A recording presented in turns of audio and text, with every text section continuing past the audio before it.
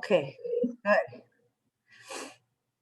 So I really wish I had more colorful background. I'm living in an Airbnb right now. I don't know if you know that.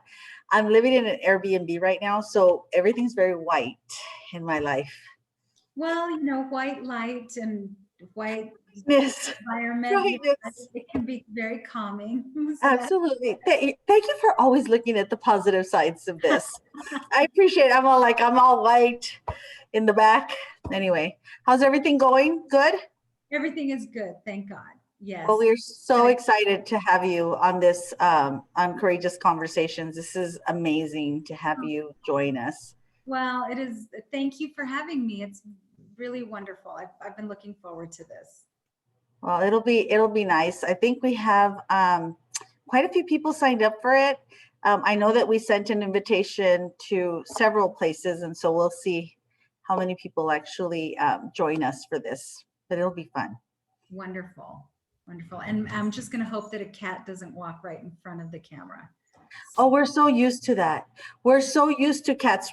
We were just talking about that yesterday. So yesterday, I'm gonna tell you a funny story.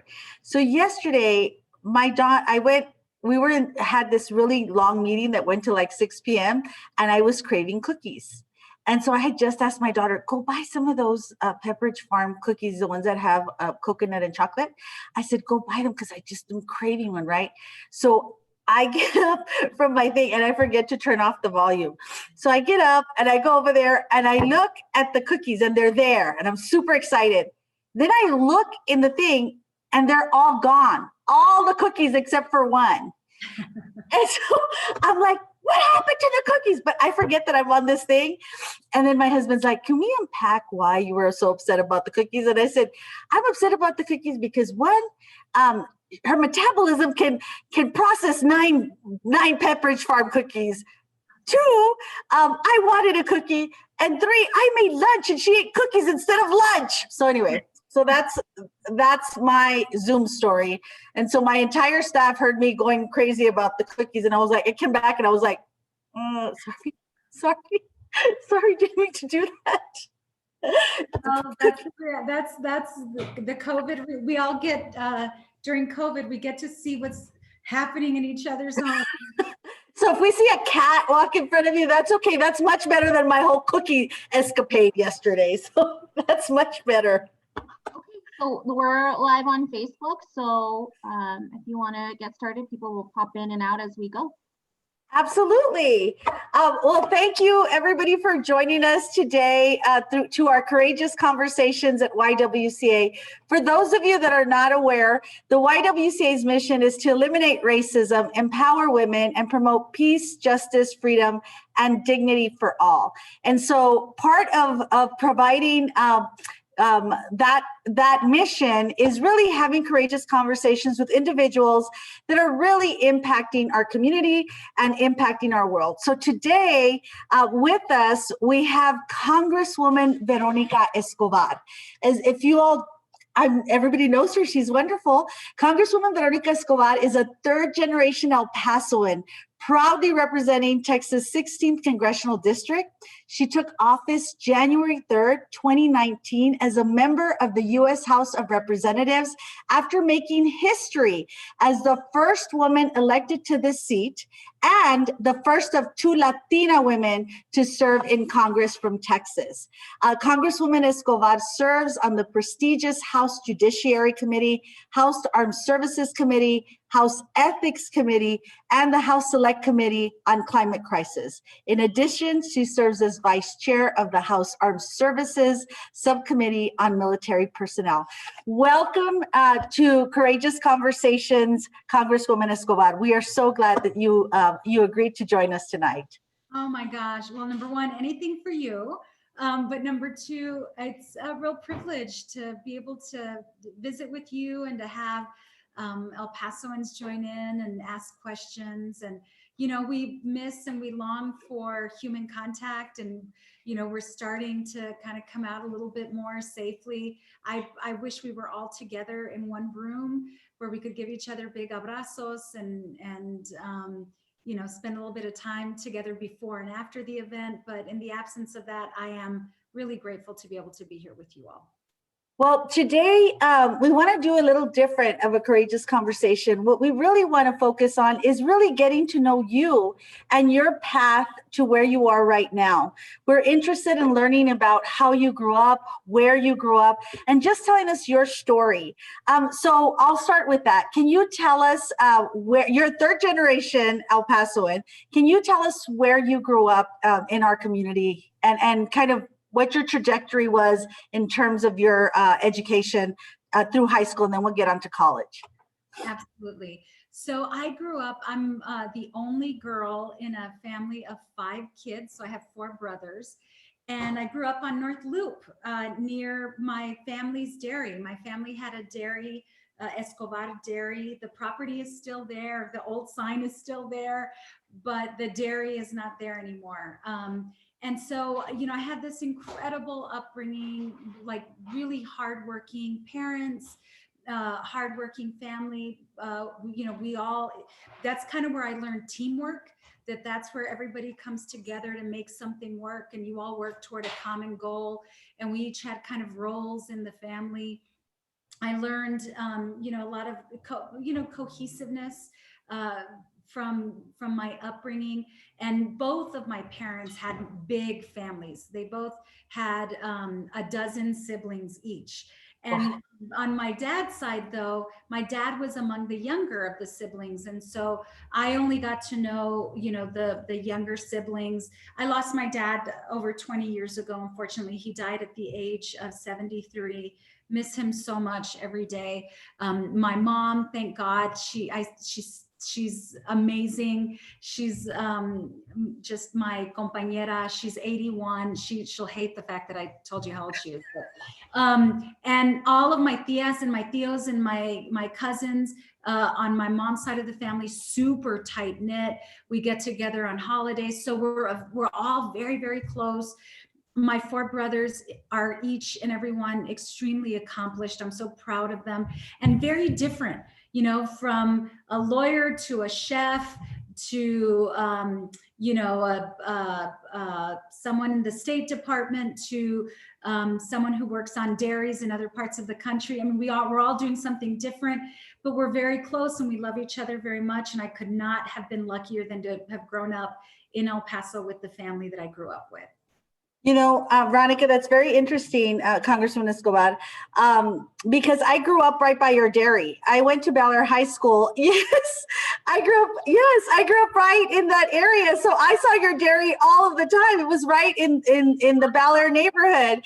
And so I never knew that. The other thing I didn't know is that I too have 4 brothers. Oh. And yes, I'm the only girl and I have 4 brothers. So that's kind of crazy. I'm sitting here going, oh my gosh, the commonalities here. So so tell me a little bit more. So you grew up with your 4 brothers and you know, young girl growing up in North Loop, but you didn't stay in the North Loop area. Did you all move from that area, or because then you would have gone to school with me? Yeah, so TxDOT, this was actually, it's so funny. This was my first interaction with government. And I like either preteen or teen, I can't remember, when we got the news that TxDOT was going to expand North Loop. And basically they were going to take our home. And I just remember feeling so sad. And there was a community meeting. I think I was a teenager. And it was the first time I ever spoke publicly. I remember speaking at the meeting and talking about how, you know, my priority was having the dairy preserved. The dairy had been there since 1917. And back then it was still operational. And, you know, that I was advocating on behalf of preserving at least the dairy property. But yeah, the TxDOT took, you know, eminent domain, took my parents' home. My parents ended up buying a home near where I went to high school, Burgess High School, for my last 2 years. I went to Loretto for my first 2 and Burgess for my last 2. And yeah, my mom's still in that same home. Wow, you know, I'm just seeing so much commonality here. I was about your age the first time I went before city council, because I was trying to get we had the Highlander the marquee. It was too big and it was like against city ordinance. So I had to go before city council. That was the first time, and it's not the last that I spoke before city council. But I think it's those opportunities to really have a voice where you kind of have to take that breath and say, I'm going to speak. That kind of changes your trajectory or where it is that you're going in life. So as you progressed in your life and you were, teenager, what were you thinking that you wanted to do? Like, were you thinking that you were going to go into public service? What was your path? I never imagined that I would be in politics or public service. It was never in my plan. It was never a goal that I felt as a young person.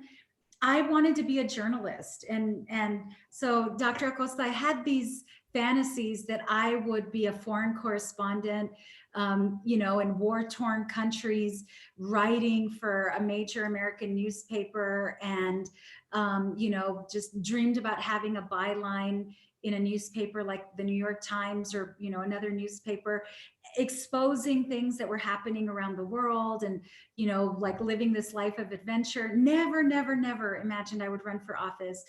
And then when I was in college early on, I think it was like maybe my sophomore year, I began taking literature classes.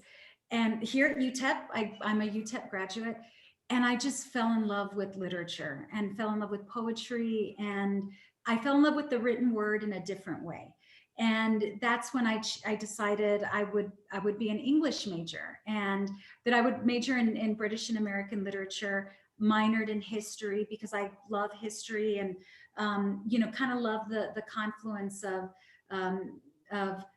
the arts and history and what history tells us about the arts and vice versa. And I then was going to go off to graduate school. I thought I would be an academic and I would teach. And so I went to NYU for my master's degree, came back home to El Paso to work for a year or two and to save a little money. And I was planning on moving to the West Coast because I wanted to study Chicano literature, and I was going to do it in one of the UC system schools because I wanted to teach Chicano literature. Well, I came home and got involved in immigrant rights advocacy work, and then met my husband, who was from New York but was here for a year. And so our paths crossed in El Paso, and then just stayed. And I never finished a PhD. I started teaching at UTEP and at community college, and but it was immigrant advocacy work that really pulled me into civic engagement in El Paso.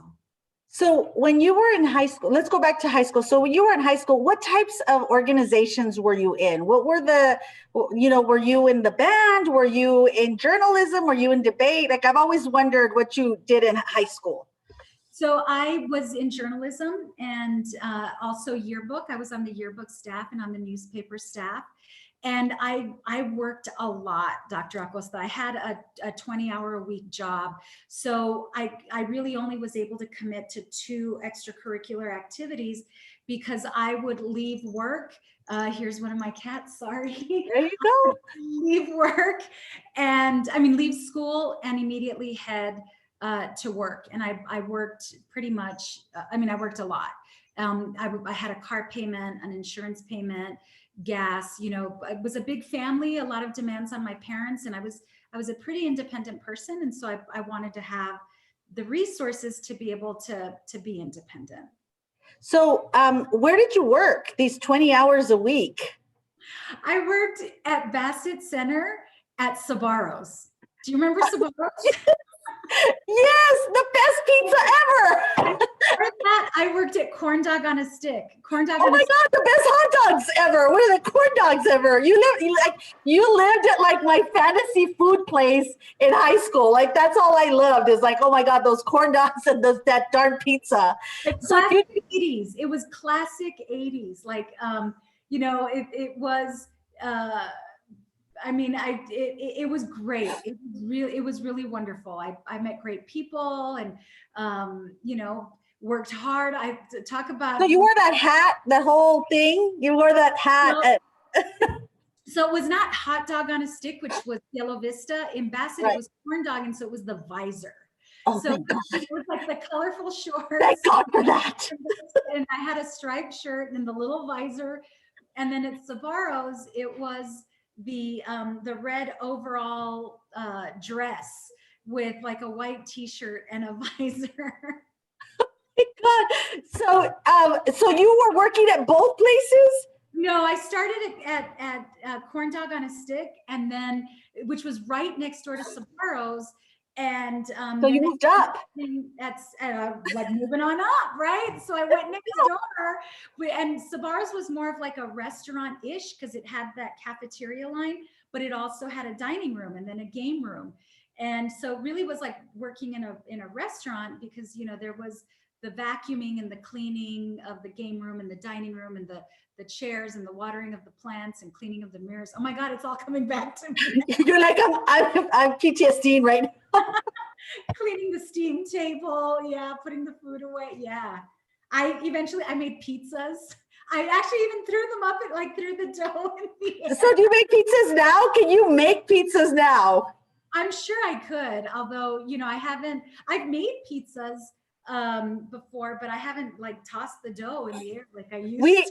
We really need to do a cooking class with Congresswoman Escobar, like with the whole pizza thing, how to make the pizza and how to make the corn dogs. Like that might be actually a fun fundraiser if you ever are thinking like, let's make some pizza together. So you were working one job, but 20 hours a week. Why? So is this because you bought a car? Like you were a typical teenager and you bought a car and then your mom said to you, you got to pay your own insurance. Is that what happened? Well, so funny story about shifting priorities. So, as I mentioned, I went to Loretto my first 2 years, and my dad retired from the county. My dad was the county engineer for many years here in El Paso, and he retired. And I had 2 brothers in college. I had another brother that had just graduated. All my brothers went to Cathedral, and they had, we all went to Catholic schools for the longest time. And then my parents were like, look, Loretto's going to be hard. It was expensive. And I said, I'm going to get a job and I'm going to pay for it. Cause I loved Loretto. It was such a great school. So got a job that summer, and then shifting priorities. I was like, I think I'd rather have a car. So I'm going to get a car. So I got a little car, and I was responsible for paying the gas and everything that came with a car. My parents were like, if you want a car, basically you've got to take care of everything that comes with owning a car. So my daughter goes to Loretto. She loves Loretto. But I think if I gave her the same choice, she would be like, I love Loretto, but I also love the car. So I think that was like a very easy choice for you to make in that time. So tell us about your time at Loretto. What were the teachers like? What were the ones that what were the ones that were most special to you? Because you know what? I think they kind of claim you. I'm just putting that out there. That's all I know. I'm just saying from what I've heard. But so tell us a little bit about your time at Loretto, and how was that move from Loretto to Burgess? Because you go from 100 girls in your class to Burgess. And I just want to tell all those Burgess people that I don't know why, but I've made so many Burgess friends, but I'm still a Highlander, just letting you know that. But continue with how did your shift go from Loretto to Burgess? Oh man, the transition was rough. It was rough. I had 0 friends. I knew no one. To start, to go into a high school as a junior, knowing no one, when people had been in their cohort since MacArthur, elementary school, people had known each other forever. It was really rough. I mean, I will tell you, I had a very difficult transition, and obviously it was a very different environment. But then, became very, very good friends, best friends with the woman who went on to become my maid of honor, Veronica Munoz Noriega, who I just adore still to this day. And just she and her family, great, great, great people. So, thank God I kind of found good friends and other friends, you know, who made me feel welcome and who I found a home with. But I loved Loretto. You know, it's there's something very special about an all-girls school, especially at that age. You know, when you are, I think for so many young women, the thing that worries me about young women, and it's happened to all of us, just the amount of self-confidence that you lose as as you move out of being a young girl and move into middle school and into high school, and just the challenges involved in kind of finding your voice and being who you are. And Loretto was a wonderful environment, and the women that I was friends with, I'm still friends with to this day, those who live in El Paso, and I adore them. And they're just amazing, incredible women. And I think that those 2 years were formative years and important years for me, my freshman and sophomore year at Loretto. And I learned a lot about myself and about women who work together and uplift one another. And it was incredible. So that sisterhood at Loretto, I mean, it's incredible. I see my daughter with her friends, and there's nothing like that. And you're right, when you're moving from one school to another, I know when when we left California, it was that transition was a little bit challenging. And so I can imagine how it must have been to go from a small private school into a big school. But Kayla has stepped in, which means that we have a question. Yes, I just think it goes very well with what you guys are talking about with sisterhood. Yvonne asked a lot of really great questions, but the first one is, what challenges have you faced as a woman in politics, but also just in general, if you've ever experienced that? What kind of backlash do you face, and what advice would you give to another woman about getting into politics? Oh, great questions, Yvonne. Thank you so much. Also, just for the work that you do, Yvonne, really appreciate it. And to all the women I'm looking, and men, don't want to discriminate, but like all the great women on this call, thank you for tuning in. I wish we were all together and like sitting around and just enjoying each other's company and gossiping and chit-chatting. But, you know, I will tell you, and I think the challenge of being a woman in politics probably is no different from being a woman in other sectors that are male dominated. It is, you know, I remember, like, you know, working at the county when I was in county government, and there were many years where I was the only woman on commissioner's court. I felt, and you know, I definitely did this to myself, but I felt a sense of, I need to be cautious about how I approach things and how I speak to an issue. You know, I want to make sure I don't sound overly emotional about something, or overly cold about something. Like, I felt I was always moderating myself. And I feel now a little differently. And in the Congress, there's a lot of guys still, you know, women in the Congress. I don't even think we're 20% of the Congress. And there are some committees, as an example, that are overly dominated with men, like my Armed Services Committee. But I have let a lot of that go. And I've just felt like, you know, I'm just gonna, whatever, you know, if somebody thinks I'm overly emotional about something, you know, so what? And you know, and it's been hard, like, especially everything that El Paso has gone through over the last few years, as I've either spoken out about issues or talked about issues. You know, there have been things that have been gut-wrenching and heart-wrenching for me. And there have been times where I've either cried during an interview, or I've cried during a committee hearing.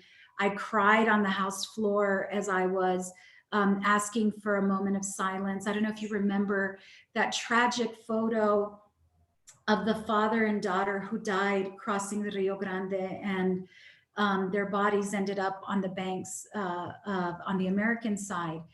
And it was during, you know, yet another height of a number of migrants trying, you know, running for their lives and running towards safety. And I talked in my asking for a moment of silence on the House floor, I talked about what it must take for a parent to make that kind of a journey. And I just broke down. And after each one of those times, I remember thinking, oh, like was upset with myself and angry at myself. Why did I cry? Like, I've got to toughen up. And then ultimately I've just become more forgiving of myself. Like, you know, we've just got to embrace our humanity. And if that's what the world sees, there are worse things.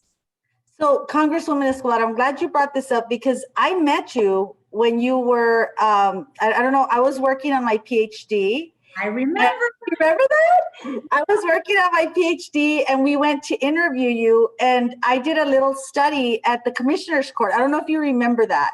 And what I did was I was trying to figure out what the environment was for women, because there were only 2 women at that time serving on Commissioner's Court. And I remember going back and talking to you and saying, you know what, this is the number of times you were interrupted during your, like when you were talking. This is the number of times that people spoke over you. And it was really quite enlightening, because unless you sit down, and I remember that people were looking at me like, what is this woman? Is she a journalist? Who is she? She's sitting in the middle of of Commissioner's Court taking notes. And I remember having that conversation with you and talking about kind of the challenges that women go through. And so now that you've gone from like Commissioner's Court to Congress, you know, you just see that just kind of, you know, magnified at a much higher level. So I want to go back like a few more steps. So how did you decide to go into politics? So you're studying journalism, you're studying you're deciding you're going to do English literature. You begin to get involved with immigrant rights, which we'll talk about a little bit later, but you want to talk about, you start getting involved, you meet your husband. What was that aha moment? Like, what was that moment that you said, I need to go into politics? So it was an aha moment of, I want to help, basically. So when I moved back to El Paso after graduate school in, I think it was 93, I arrived in the like a few months after a federal lawsuit had been settled. The Border Patrol had been sued by an organization and by staff and personnel at Bowie High School, because Border Patrol was sending agents into Bowie High School to ask students for their papers, to ask them to prove that they were citizens. They were following some kids home, following staff home, following coaches home, asking them to prove their citizenship. And I just was outraged. Like, this is not El Paso. This is not America. This is not who we are. This is horrible. And then, so that's when I got involved in immigrant rights advocacy work, was right after that. We then had a new Border Patrol sector chief who initiated very different policies, no more going into schools, but former Border Patrol sector chief and then member, one of my predecessors, Sylvia, who instituted Operation Hold the Line and then advocated for building a wall at Anapra. And I was like, oh, a wall, oh my God, no. And we organized protests. And that was the first, I went on News 7 Extra. I was a 20-something-year-old kid.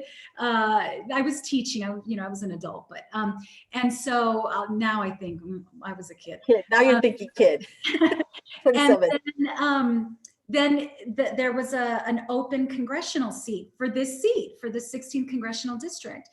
And former Congressman Reyes ran for the seat. It was his first run. And I began paying attention for the first time to who was running for federal office, because of my deep interest in ensuring that we had a border that was reflective of our beautiful values, our values of goodwill and commonality. And I met an incredible candidate, Jose Luis Sanchez, was super excited about his platform.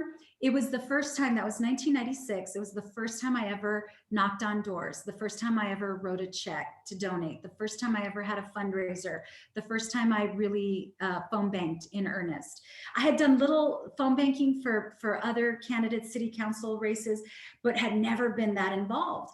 And that began a decade of volunteering for candidates. And I did not want to run for office. I did not. And, but ended up volunteering in 2001 for a great candidate, Ray Caballero, who became our mayor. Mayor Caballero hired me. I quit a wonderful job at UTEP to go work for Mayor Caballero for 2 years. And my fear was, I'm going to like leave this career. His term is only 2 years. What if he loses? So of course, that's exactly what I did. I quit a career, went to work for a mayor who lost re-election. But it was Mayor Caballero who hounded me over a summer, like literally called me constantly saying, you need to run, you need to run. And I kept saying, no, Mayor, thank you. I'm very flattered that you would think that that I'm worthy of public service, but I'll find somebody to run. I'm better behind the scenes. I'm better as a helper. And he said something totally like struck a chord, all the Catholic guilt that I grew up with. He said, why are you asking other people to do something that you're not willing to do? And I just remember thinking, and like that haunted me. And I thought, he's right. And even if it's not something I really feel enthusiastic about, I'm going to do it. If I lose, that's okay. I've lost an election. So what? But I won, and working in county government was the most rewarding, just an incredible experience. I got to work with a ton of sheroes, incredible women who helped shape and reshape county government, a lot of great men too. But I'm really, really proud of the work that we did. And I was going to end my third term in county government, and it would have been my second term as county judge. It was coming to a close, and I was ready to go into private life. I wanted to open up a small business. I was drawing up a business plan, wanted to lease a space downtown and have a cafe and just begin a different part of my life. And then our wonderful, beloved Beto decided to run for Senate, and it was an open seat, and we had Donald Trump as president, and I just felt compelled to fight for El Paso at that level. So how was that conversation? So you're thinking you're going to start a business. I'm sure you talked to your husband about it. I'm sure you have everything going. So you're going to go in that. And how was that conversation like, I think I may want to run for Congress. Like, what was that conversation, and what was that moment? Because I feel like you've had a lot of aha moments in your life. So what was that moment that you said, you know what, I have to run for Congress? Beto's leaving that position, and I need to make that move. And what was that moment, and how did you make that decision? When Beto first told me that he was thinking about running for U.S. Senate and essentially would leave an open seat, I felt so good about his leadership in Congress and about his voice for us in Congress. And, when Donald Trump, I'm not trying to be partisan, but you all know it's no secret I'm a Democrat. When he was elected, I felt panicked for our community, and panicked for our country, and panicked for our democracy. But I felt like our district was in good hands with Beto. But when he was going to run for something else, and this became an open seat, I felt panicked again, like, oh my God, we need somebody who is, gonna just like work their tails off at every turn, not just to beat back against the myths about the border and the xenophobia and everything else that came with that administration, but also it needs to be somebody who's going to really push El Paso. And my husband actually encouraged me. And so then as I was doing the research, it was like, I've got to resign my seat to run. That would mean I'd be without an income for 1.5 years. So I thought, I won't tell him that tidbit yet. He's encouraged me, but he doesn't know that yet. So really had to explore, just what sacrifices we would have to make in order to make it happen. And I thought, I'm going to have a plan to present before I tell them the, what the consequences of running would be. But after a couple months, I came up with a plan of things that we would do to change our lives and sacrifices that we would all make. And, everybody was all in. My mom was like, ay, mijita, not another race. Like, I think for her, there's so much anxiety around campaigns, because I've been through some really yucky campaigns. So it kills her, to see it and to live through it. And it's a hardship on the whole family. It's a hardship. It was a true financial sacrifice, but also, just in terms of the ugliness of that particular race, the kids tolerated a lot. My husband tolerated a lot. But they're 100% incredible, wonderfully supportive. So let's talk about your mom. Let's talk about the mom that's worried about mijita going through. I mean, because as a parent, as a friend, as a cousin, you and I both don't have sisters, but you probably have a ton of cousins that are like your sisters, just the way I do. And so that's a tough thing. I mean, it's a tough thing to hear all of these. So let's talk about that strength, like your mother, and let's talk about the women that surround you that kind of have given you that strength, especially, and here's cat number 2. And so especially as we're celebrating Women's History Month, I mean, the truth is that women, we give each other power. So I want to take a step back and talk about your mom and that's okay. My daughter's going to come in a second. Your mom and your primas and those women that give you strength in your life. Oh my God. I don't know where I would be without my mom and my primas, my girlfriends, the amazing women that I've gotten to work with. I see Betsy Keller's name here, the county's first chief administrator, and just so many other amazing women. Let me tell you about my mom. I feel like I grew up in this incredible matriarchy. She really was the strength, the foundation, and still is she's the sun in our family. And, we are all in her beautiful, compassionate, amazing orbit. My mom, growing up, my mom was the mom who was always active in PTA.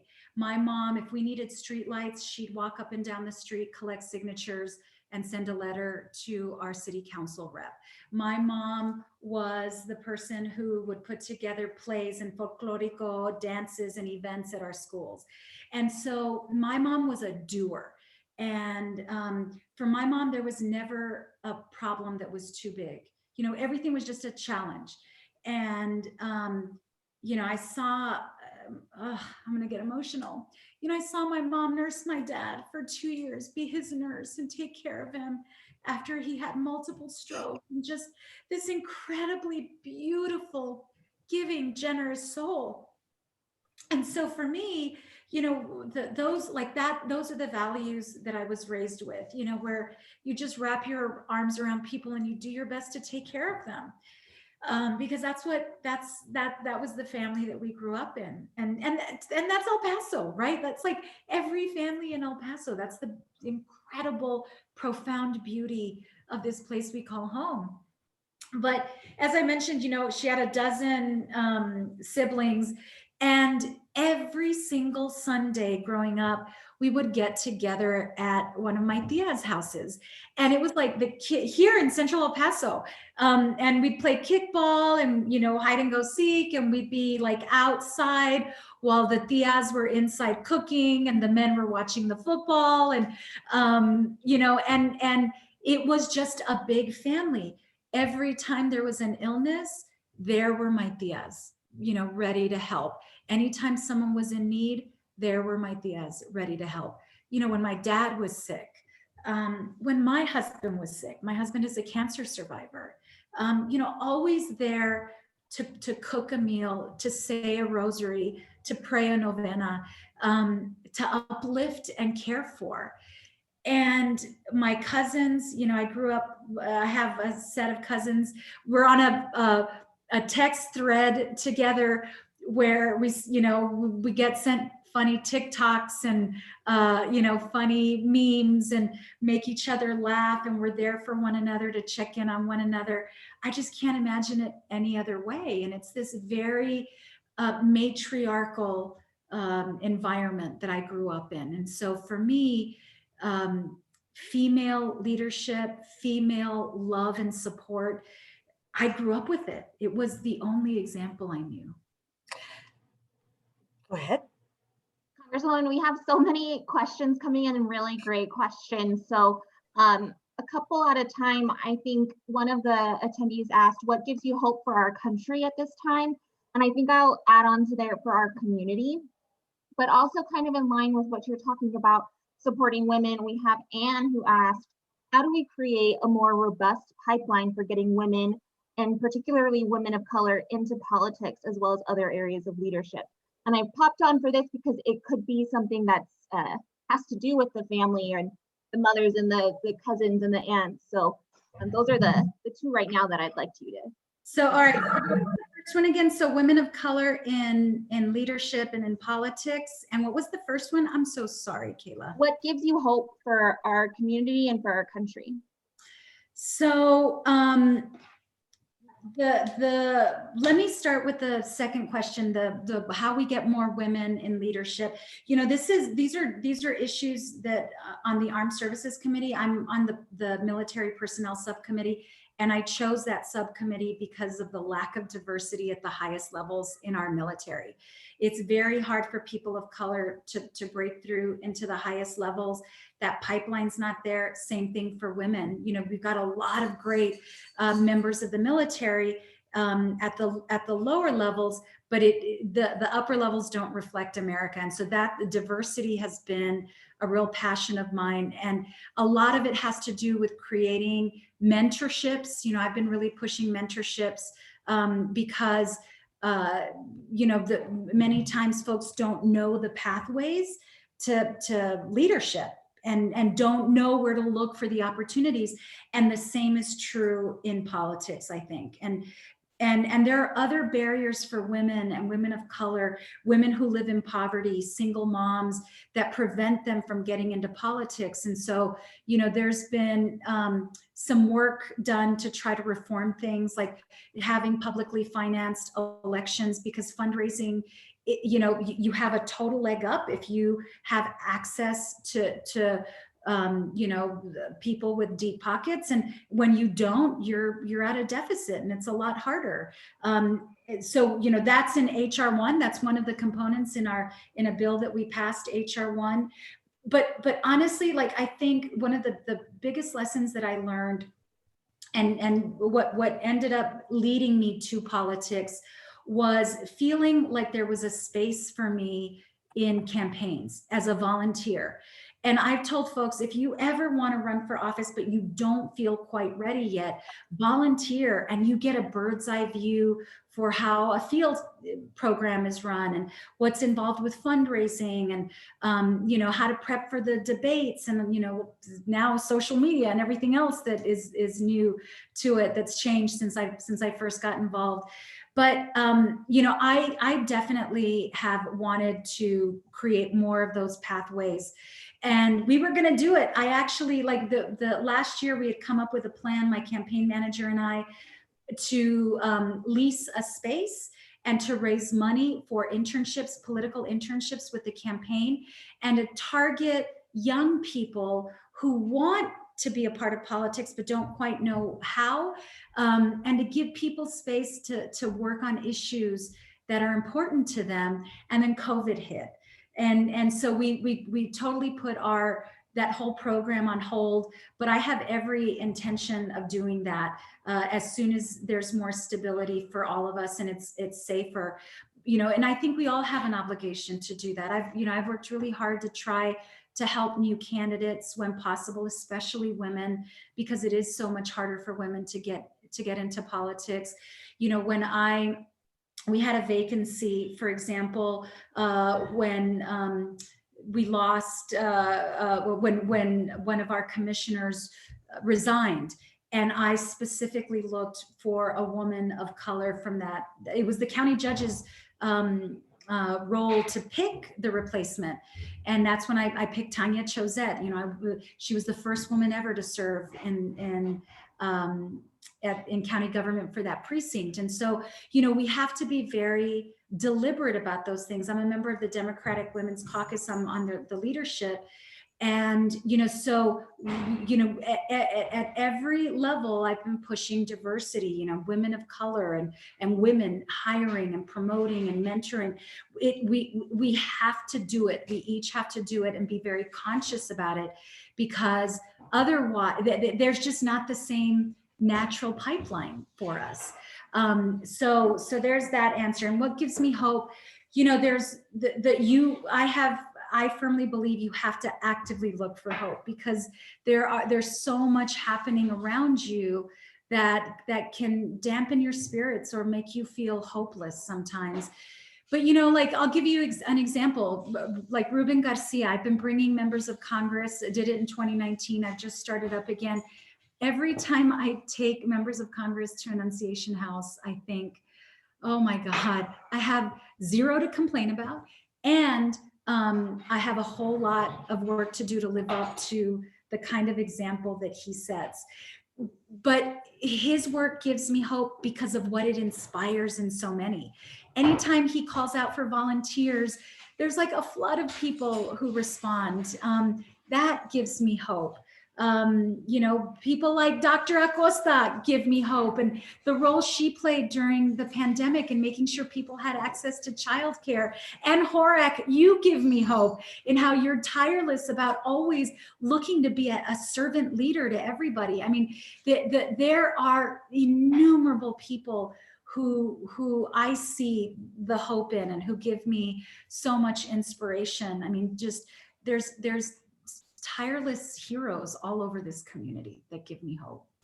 You know, when you were in Commissioner's Court, you and I and Ann Horak sat down and had a conversation, and we talked about establishing a commission on the status of women in El Paso, and to look at the economic impact. I believe that it's more important now than it's ever been, especially given the fact that this is a she session, not a recession, and we need to keep that in mind. And so you've done a lot of work over the last several months with the new American Recovery Act.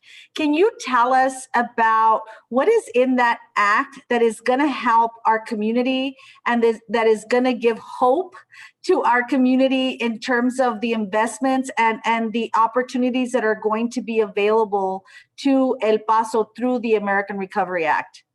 Absolutely. You know, that piece of legislation is so incredibly progressive. And there are elements of it that I hope will begin to reshape society and begin to help us move people out of poverty. Because what has happened in our country in terms of inequity was purposeful. And whether it was purposeful through tax breaks and tax structures, or whether it was purposeful by locking people out of systems and opportunities. And so this act was very purposeful in the way that it approaches and will continue to approach the way that we address families, people, and communities in crisis.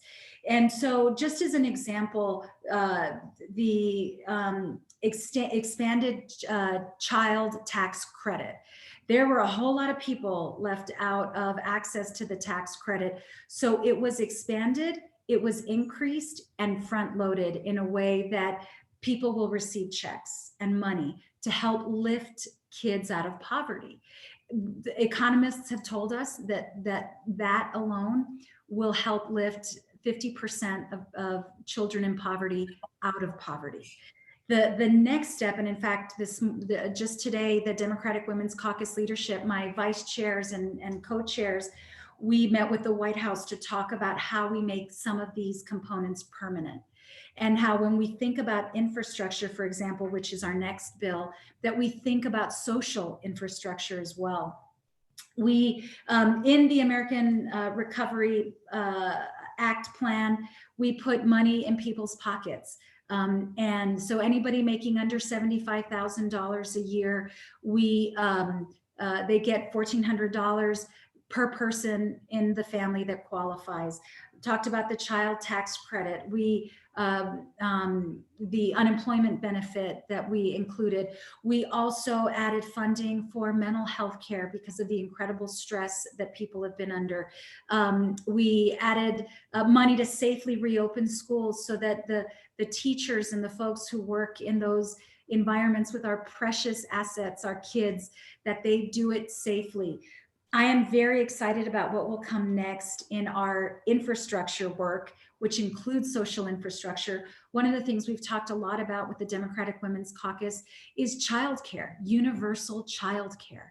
You know, what keeps women out of the workforce is childcare. We are the caregivers of our kids. We are caregivers of so many members of our family. So how do we honor that a woman and her talent and her skills and her brilliance, and give her a pathway to her employment and her profession, which adds to our community, adds to our economy? We do it by making childcare universal. There is so much, Dr. Acosta, that I feel like we're going to be talking about this for months. The key will be making some of these investments permanent so that they don't expire. Well, Congresswoman Escobar, you're speaking our language. We understand that childcare is one of the biggest impediments for women to move up in their careers, or to go continue school, or to do all of the things that they want to do to fulfill their dreams as well. And so being able to provide that is critically important. So I want to go back to a little comment that you said about the stress that everybody's going through. I think I told you that when I told you this when we met last week to talk about what we were going to be talking about today. But I was in San Antonio. I was sitting with my comadre and I was watching ABC News on January the 6th. And I sat there and I saw you on TV and my heart fell. And I'm going to get emotional because I was so scared for you. And I was so worried for you. And we were all worried for you. And we want you to know that like we felt you in our souls and we were so worried about you. Could you tell us about, because I know there's a question in the chat about this, or in the questions about this. Can you tell us about that moment and what you were going through? Because I remember seeing you were wearing white and you were lying down and you were, kind of covering down. And all I could think about, I mean, the rosaries came out, everything came out. We're like, protect them all. Can you tell us about that moment and kind of what has come of that moment, and what are you feeling after that moment? Well, first, I want to say thank you so much. You reached out to me to check on me, and a lot of people did. And I felt so loved. I felt so loved. And I am so grateful for that love. It is incredibly nurturing and incredibly comforting. It was a really deeply traumatic day. And, I'll share with all of you that it was very deeply traumatic for those of us who were in the gallery until the very end. Many of us have done group therapy together because it has been so traumatic. It was a day that in many ways I thought would be routine, in that it is a ritual that is done every 4 years. For me, it was going to be a new ritual. So I was excited about bearing witness to it, but not just because of how incredibly fortunate I was to be able to be there, but also a woman vice president, and how excited I was to be able to participate in this incredible constitutional tradition. And so I was there. You had, because of COVID, only the people who were going to be arguing the case for their state, either for or against, either challenging the electoral votes or defending them, were allowed on the floor at any given time. So Arizona was going to be the first state challenge. So it was the Arizona delegation and the lawyers on the floor. those of us who were in the gallery, there were about 24 of us, we had to have special permission from the speaker to be there in observance of COVID rules. So I had gotten permission from the speaker, and I was there with my comadre, Sylvia Garcia from Houston. And, you know, I was getting some alerts, not a whole lot through the official system. It was really checking Twitter, where I saw what was happening outside. And the moment that I knew that we were in trouble was I could hear the mob inside. And you know, all of us like up in the gallery were starting to kind of look around, and we were sharing with each other what we were seeing on our phones, on Twitter. And then I saw Capitol Police basically, you know, speedily walk up to the speaker's chair and remove the speaker. They whisked her away, shut the doors to the gallery. And I just remember my heart starting to beat really quickly. And then I saw Capitol Police move a large piece of furniture in front of the 2 doors that the President of the United States walks through when going in to deliver the State of the Union. And then things got a little unruly. People, like, that's it. Business was no longer going on. We were officially in recess. We couldn't leave. The Capitol Police officer, one of the police officers, took to a microphone and was yelling for us to get down. And I was, you know, I was kind of like processing the noises that I was hearing outside, the noises I was hearing, you know, from the floor, kind of the chaos on the floor. And then when the Capitol Police officer told us to get our gas masks out, it began really feeling more and more serious. And then when everybody from the floor was escorted out and it was just us up in the gallery, I thought, oh my God, I just was thinking, I heard some of my colleagues calling their family members and saying, I love you. And it, you know, I was trying to really kind of keep my own feelings of anxiety and panic in check. And what I was really worried about, behind where the speaker is, there's a lobby. It's called the Speaker's Lobby. My fear was if they got in through there, that we were going to be kind of helpless. And if they had guns, that we would be pretty easy targets, because there's not a whole lot of space to hide or to take cover. And so, you know, we were instructed to get to the opposite end of the gallery. And I was watching those Capitol Police officers as they had their guns pointed at the mob. And I could literally, their glass was already all broken. I could literally see the faces of the people on the other side. And I was really worried about our Capitol Police officers because I thought they were going to be shot in the head. That was my big concern, because the furniture, you know, covered their body, but their head was above the furniture. And I was praying, and I was praying that they would not get shot. And in that moment, as I was praying, I heard a gunshot, and it was the gunshot that killed the woman who was an intruder, part of the mob, Ashley Babbitt. And then I just remember thinking, oh my God, I hope that was not an officer, you know, I'm still kind of processing a lot of it. I think what was so just incredibly heartbreaking to me, and it still is how fragile our democracy is, and how misinformation has saturated so deeply that people will believe a lie so readily, and that there are others who will repeat a lie so readily. And so I feel like we are still in a very, very difficult, deeply troubling place as a nation. And so that is coupled, I think, for me, you know, emotionally, that moment of fear and terror for the safety of so many, myself included, but also the fear and terror of, and the concern for our democracy and our republic and our country. And so I still live with both of those. That, first of all, I just want you to know that we all feel the trauma that we all feel it. Like we can all feel kind of that anxiety. But I want to take a step back, and I want to take a step back as it relates to hope, because I don't want to end this conversation in a moment that was just such a dark moment for our democracy. And it's really interesting because when that happened, it was really a dark day in democracy in terms of what could have happened and what might have happened. So,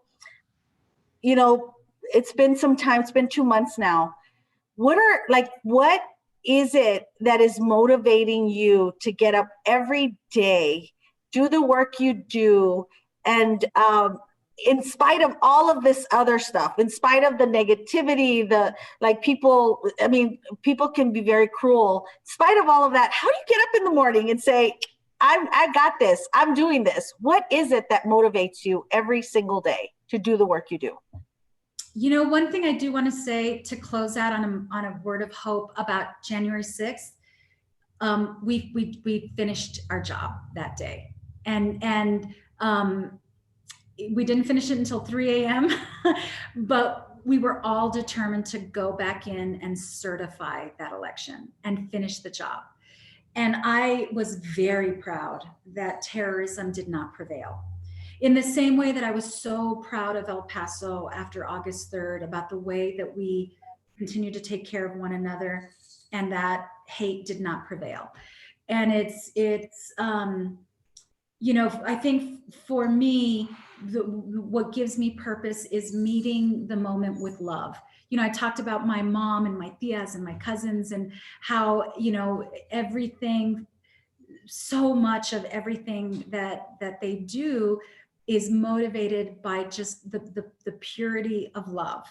And that's what I feel for El Paso. It's not unlike what all of you feel like. If I overhear someone speaking ill of El Paso, that it riles me up and it upsets me, and I want to throw down immediately and defend El Paso.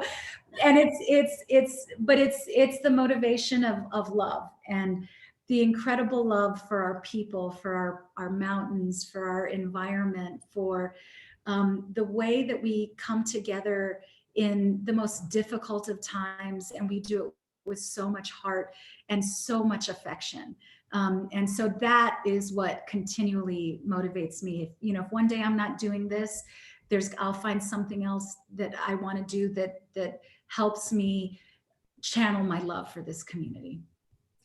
Well, thank you so very much. You're so inspiring. And I just want to say something. I absolutely know you're a Virgo because I've never heard the word plan used as many times as you used during this interview. And I know because I'm a Virgo too. And I'm all like, she's got to be a Virgo. I'm a Virgo. Absolutely, because you're like plan. And that's kind of like me. Like I had my business plan.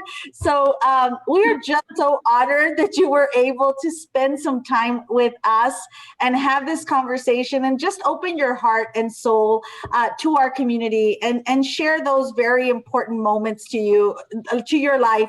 And let us know a little bit more about you. The woman who was the first Latina, I know there's two of you, Sylvia Garcia in Houston, won at the same time, but we're so proud of that. And we want to thank you for everything you're doing. We want to thank you for your bravery. We want to thank you for your commitment to our community. But more than that, we want to thank you for choosing public service because you've truly transformed the lives of so many people in our community. And we are so incredibly thankful for you. So thank you so very much for spending time with us today. We greatly appreciate it. And thanks to all. Spend time with me. I appreciate it. Thank you. Well, it was so much fun. And thanks to everybody. I like everybody that's on as well. Thank you. Some amazing women and men that I think have followed you through your career also on this call. So thanks to all of you for being here. So thank you very much. And thanks to everybody. and happy Women's History Month as we celebrate the women that uplift our community. So thank you so much, Congresswoman Veronica Escobar. This has been a true honor. Thank you. So Olivia, let me get a picture. Oh, okay. So smile. Okay, thank you. Thank you. And that you made me cry. I just want to say that my glasses were fogging up. That's why I had to take them off. I had like fog on both glasses. Or maybe that's just makeup. Anyway, I'm not sure what it is, but I couldn't see anymore. I was just seeing part of you, so I had to do that. So thank you so much, Congresswoman. Big heart, Sylvia. Love you. Oh, we love you. Much Bye. love. Thank you. Take care. Thanks to everybody.